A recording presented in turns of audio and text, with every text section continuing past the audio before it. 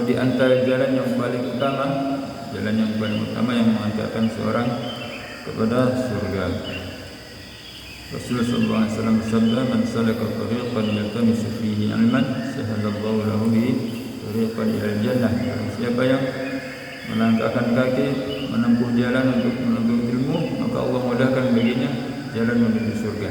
Dan jalan di sini dijelaskan oleh para ulama, jalan secara hissi dan juga jalan secara maknawi. Dan secara hissi ya jalan yang dengan itu kaki melangkah di atasnya, kendaraan berjalan di atasnya, jalan yang beneran, jalan yang kelihatan, yang bisa dirasakan. Adapun jalan yang maknawi adalah jalan-jalan yang menghantarkan seorang kepada ilmu, fasilitas atau wasilah-wasilah perantara yang mengantarkan orang kepada ilmu. Pembelian buku, bermajlis, itu adalah seluruh wasilah perantara yang mengantarkan seorang untuk mendapatkan ilmu. Itu juga termasuk menempuh jalan menuju ilmu. Di antaranya adalah belajar melalui media-media yang sekarang ini banyak sekali memuat menyampaikan ilmu agama. Saya teringat mana satu kaidah yang disampaikan oleh Syekh kemarin di Pangarambut, bahwa kebutuhan umat termasuk di antara ciri khas generasi salaf itu ilmu ya. Jadi nggak ada di antara umat ini yang nggak menuntut ilmu, itu nggak ada.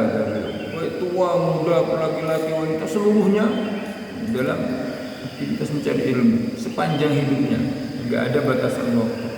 Insyaallah. Jadi sedemikian pentingnya ilmu, seolah-olah atau mungkin bisa diungkapkan ilmu adalah kebutuhan primer bagi kehidupan seorang muslim. Kalau seorang selalu butuh kepada makan dan minum, sedemikian dia juga butuh kepada makan dan minum. Bahkan kata Imam Ahmad, "An-nasu yahtajuna ila al-ilmi aktsara min hajatihim ila at-ta'am wasyarab." Manusia sangat butuh kepada ilmu lebih banyak dari butuhnya dia kepada makan dan minum. Di anna at-ta'am wasyarab yahtaju fi yaumin marratan aw marrataini. Karena makanan dan minum itu dibutuhkan sehari sekali atau dua kali cukup.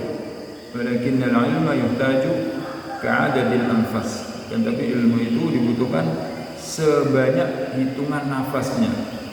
Selama orang jadi nggak terhitung sehari nafas berapa kali, nggak terhitung. Sebanyak itulah kebutuhan seorang kepada ilmu.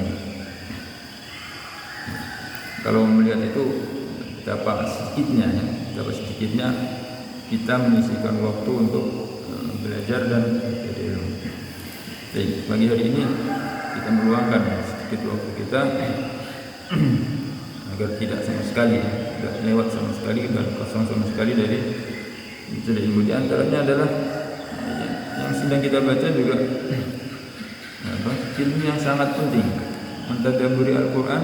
Ini salah satu tujuan Allah Subhanahu wa taala menurunkan Al-Quran, mengatakan afala yatadabbaruna Al-Quran, apakah mereka tidak mau mentadabburi Al-Quran. Al-Quran tahapannya adalah pertama untuk dibaca untuk mencari pahala. Kemudian yang kedua adalah ditadabburi, dipahami maknanya. Kemudian ketiga adalah diamalkan. Setelah itu baru didakwahkan. Jadi kalau seorang interaksi kepada Al-Qurannya hanya sebatas membaca menjadi pahala, itu ibadah. Tapi itu baru tingkatan yang terendah dari sikap kepada Al-Quran. Yang lebih parah membaca aja lagi enggak ya. Baca aja sudah enggak. Apalagi tingkatan-tingkatan yang di atasnya. Baik, kita lanjutkan.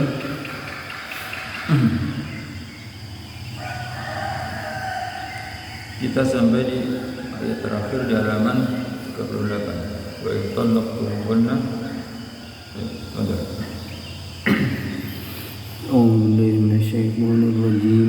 وإن طلقتموهن من قبل أن تمسوهن وقد فرضتم لهن فريضة فنصف ما فرضتم إلا أن يعفون أو يعفو الذي بيده عقدة النكاح وأن تعفوا أقرب للتقوى ولا تنسوا الفضل بينكم إن الله بما تعملون بصير وإن طلقتم النساء بعد العقد عليهن ولم تجامعوهن ولكنكم ألزمتم أنفسكم بمهر محدود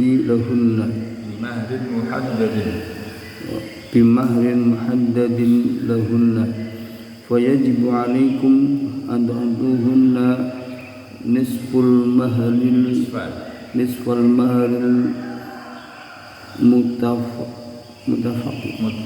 المتفق عليه إلا أن تسامح المطلقات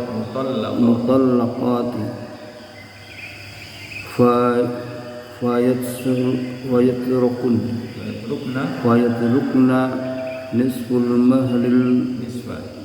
المهر المستحق لهن أو يسمح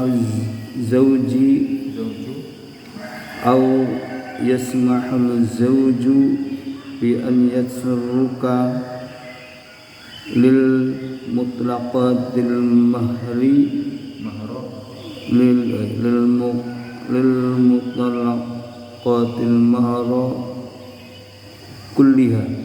كلها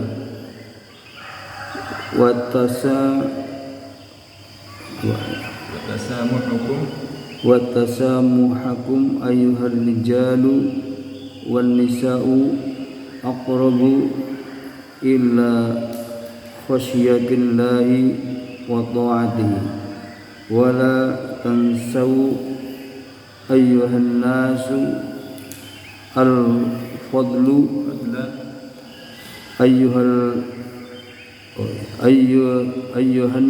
الفضل والإحسان بينكم وهو إعطاء ما ليس بواجب عليكم وتسامحوا في الحقوق إن الله بما تعملون بصير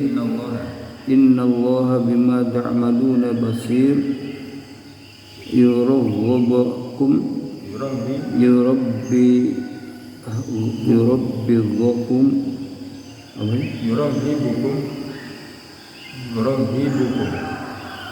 apa nih? Yurabbibukum. Wa yurabbikum. Pokoknya kasrah fathah, kasrah. Wa yurabbi. Iya, bukum. Oh. Raghaba yurabbibu. Wa yurabbibukum fil ma'rufi. Wa yahuthukum 'alal fadli. Wa in talaqtumuhunna min qabli an tamassuhunna wa qad faradtum lahunna fariidah.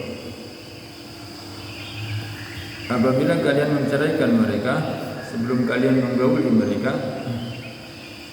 dan kalian telah mengharuskan atau berjanji untuk mereka fariidatan, satu janji, satu keharusan, fa nisfu ma faradtum, maka bagi kalian wajib menyerahkan setengah dari yang telah kalian janjikan tadi. Kalian wajib memberikan setengah dari yang telah kalian haruskan tadi, janjikan. Illa an ya'funa aw ya'fu alladhi biyadihi 'uqdatun nikah, kecuali mereka para wanita itu memaafkan, mengikhlaskan, tidak usah diberikan, enggak apa-apa. Au ya'fu alladhi biyadihi 'uqdatun nikah, atau yang memiliki hak untuk menikah, dia juga memaafkan. Dia ada penjelasan tafsir. Wa an ta'fu aqrabu littaqwa, dan seandainya kalian saling memaafkan itu lebih dekat kepada ketakwaan. Saling memaafkan itu lebih dekat kepada ketakwaan. Wala tansawul fadla bainakum, janganlah kalian melupakan yang utama di antara kalian. Al-fadla, keutamaan di antara kalian. Innallaha bima ta'maluna basir. Sesungguhnya Allah terhadap apa yang kalian kerjakan basirun, maha melihat. Ayat ini masih berkaitan dan menjelaskan serta meluaskan dari penjelasan yang pada ayat sebelumnya kita baca kemarin.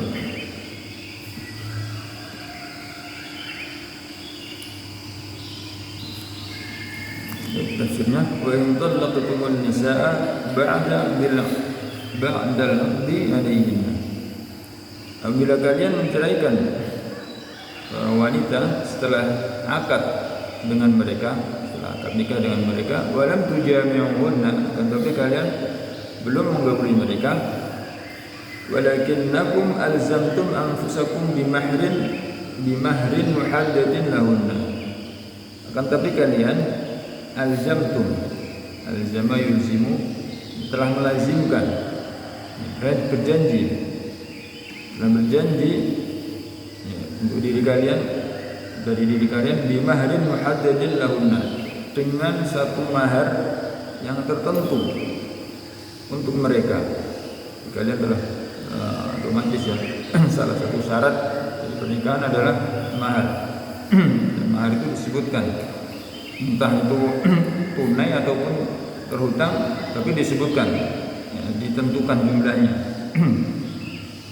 Apabila kalian sudah akad nikah dengan mereka dan kalian berjanji menentukan satu mahar tertentu mereka, wa yajibu 'alaikum an tu'tuhunna nisfal mahri al-muttafaqi 'alaihi.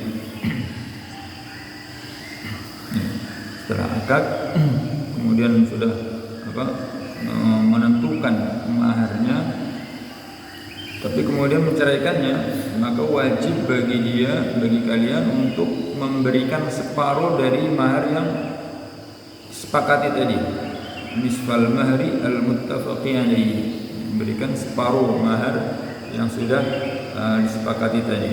Illa an tusamiha al-mutallaqatu, kecuali yang diceraikan itu dia memaafkan,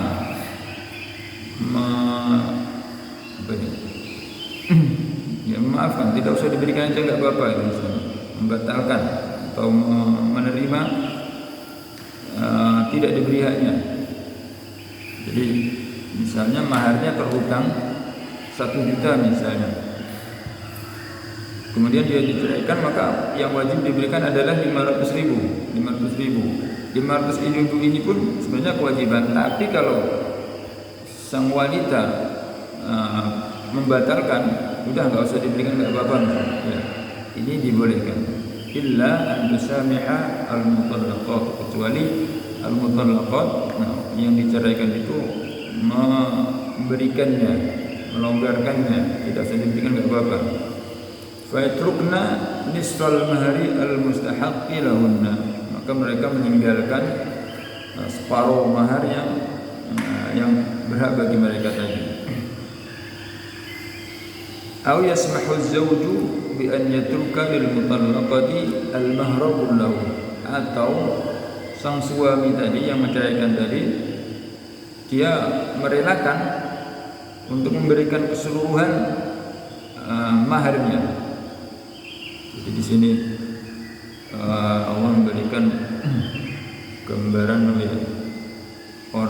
seorang muslim itu dalam bermuamalah, salah satu dasarnya adalah saling tasamuh. Tasamuh itu saling berlonggar, saling mudah, enggak bakhil. Ini enggak bakhil. Jadi termasuk yang sering disampaikan oleh para asatidz.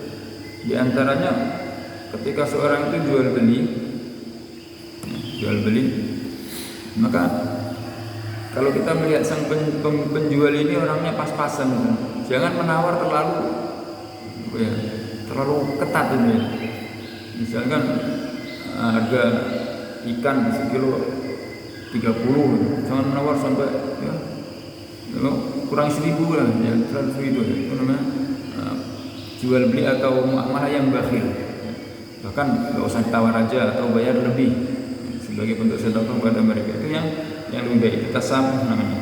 Jadi memberikan kelonggaran, saling mengalah dalam muamalah itu lebih baik. Termasuk ini, Allah memberikan contoh bagi yang dicerai, kalau mau sebenarnya dia berhak untuk mendapatkan separuh, tapi kalau dia mau udah nggak usah diberikan aja nggak apa-apa. Atau sang suami yang menceraikan, kewajiban dia membayar separuh. Ya. Tapi kalau dia rela memberikan keseluruhannya, itu malah lebih baik juga baginya. Ini namanya tasam, saling berlonggar dalam bermuamalah. Wa tasamuhukum ayyuhar rijal wan nisa, dan bertasamuhnya kalian, saling longgar tadi dalam bermuamalah, bermudah-mudah dalam bermuamalah, maksudnya itu ya saling mengalah dalam bermuamalah, wahai ar-rijal wan nisa, para laki-laki dan para wanita.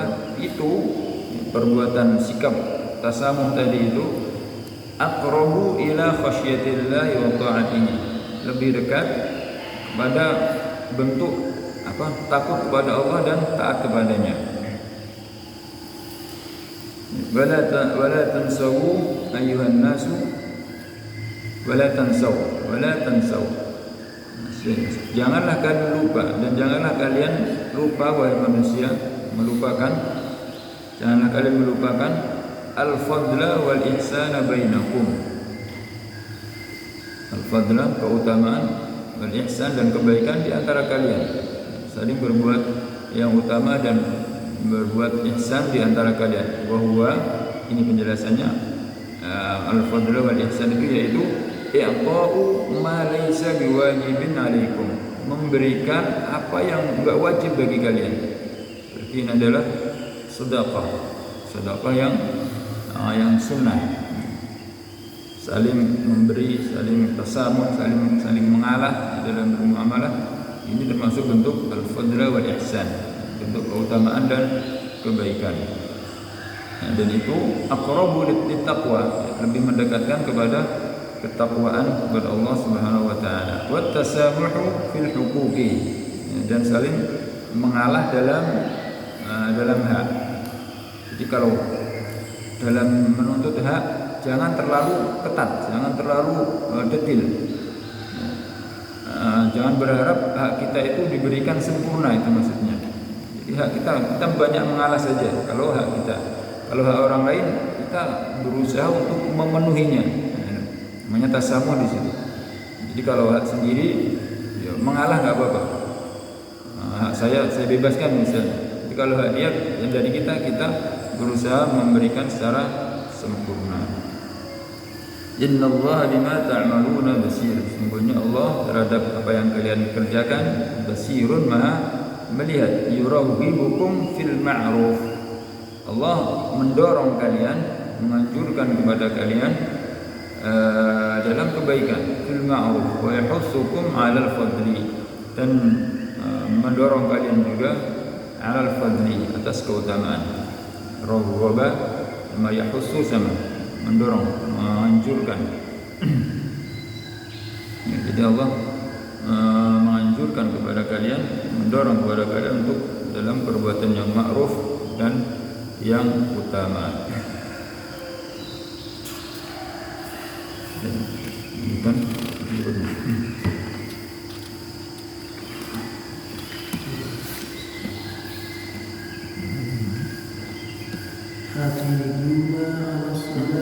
gak ada nunnya.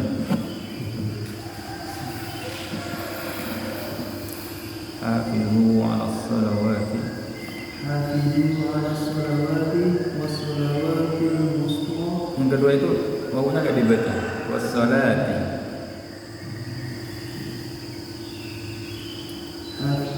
hafiduna ala sholawati ada nonnya ada. Hafizu ala salawati was salati al-wusta.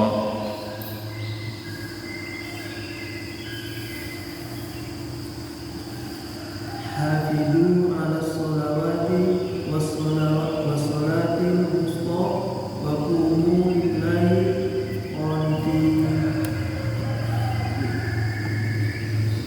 Hafidu ayyuhal muslimuna ala sholawati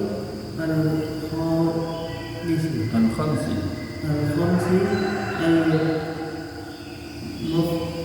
al-mafrudati bil mudawamati ala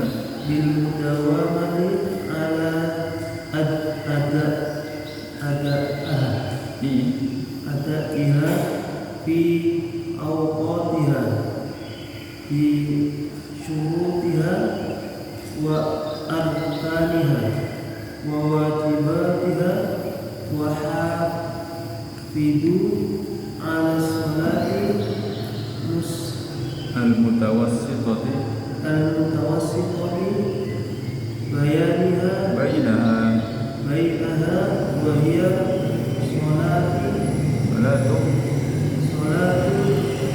ashri wa qumu fi salatikum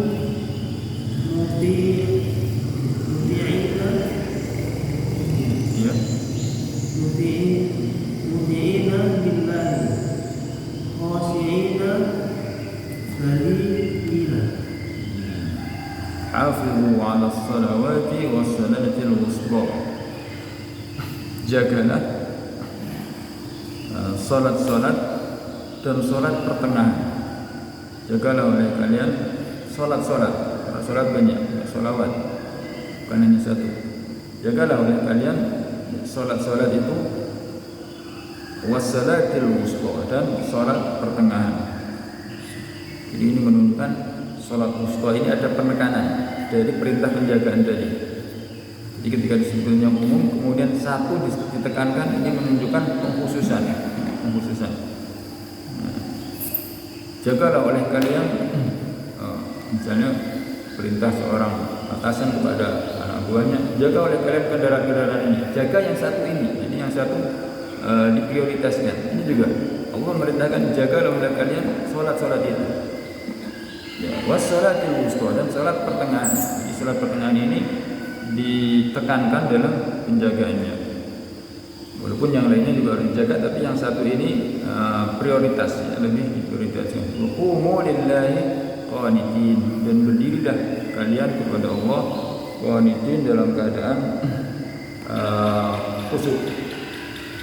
Ya, qanitin ini kunut berasal dari ini. Ya, qanitin berasal dari kunut.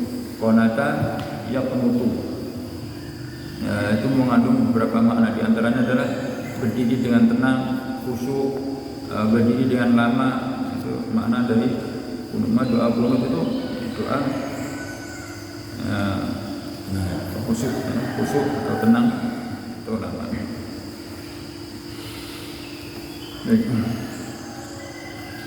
Hafidhu ayyuhal muslimun, jagalah oleh kalian wahai kaum muslimin, ala salawatil khamsi al-mafrudati, yaitu salat 5 waktu yang diwajibkan, yang difardukan.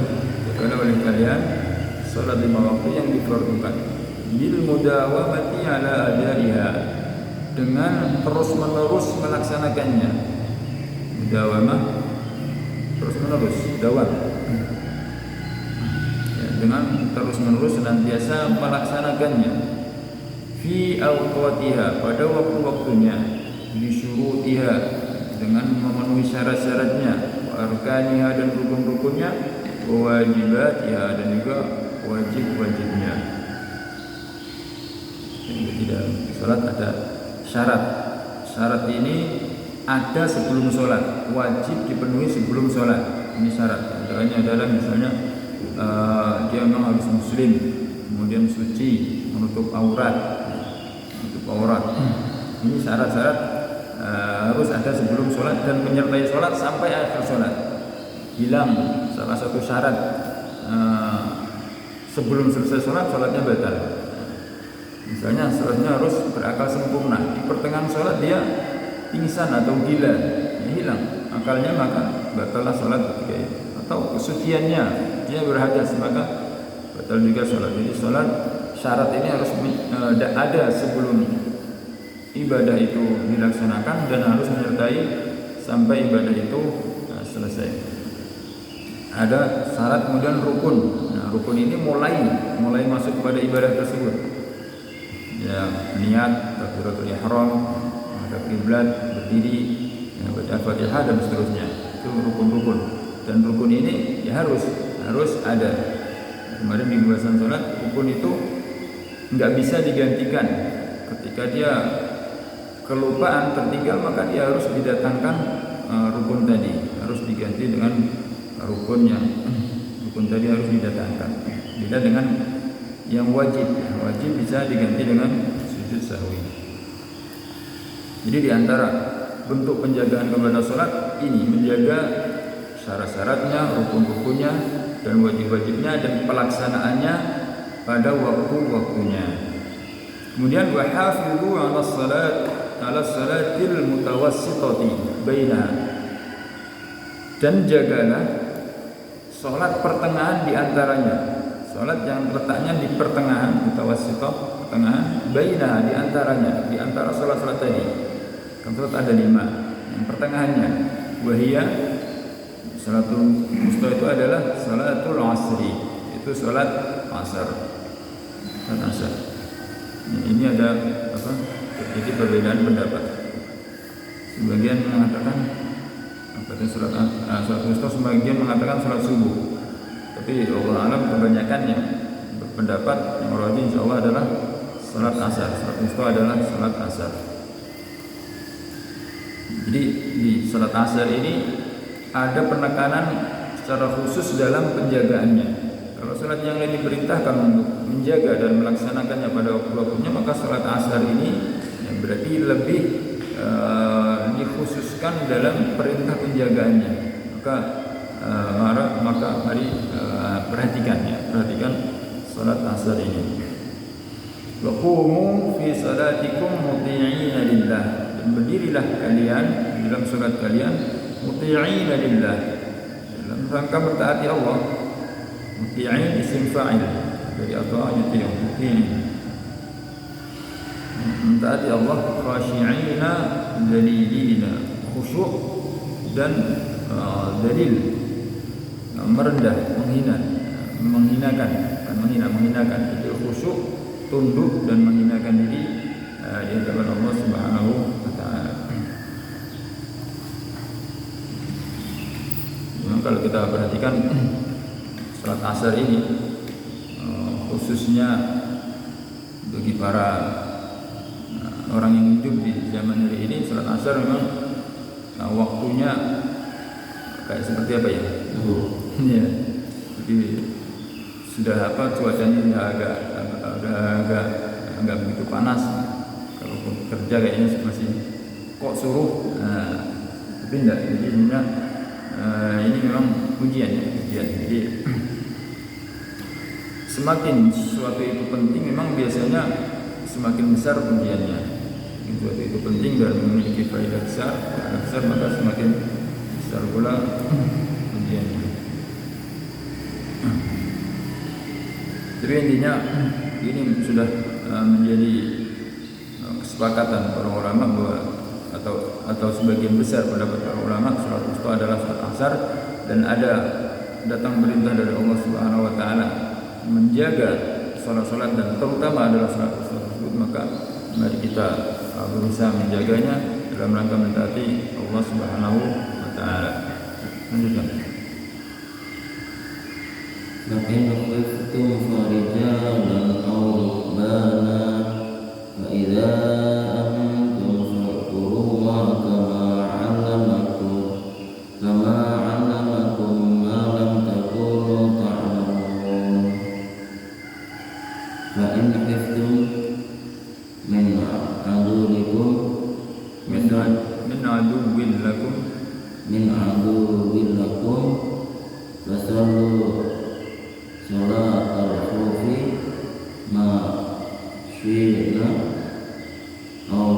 raqibina ala ayyi hay'atin hayyatin tastabi'una walau bil imani au ila ghairi jihati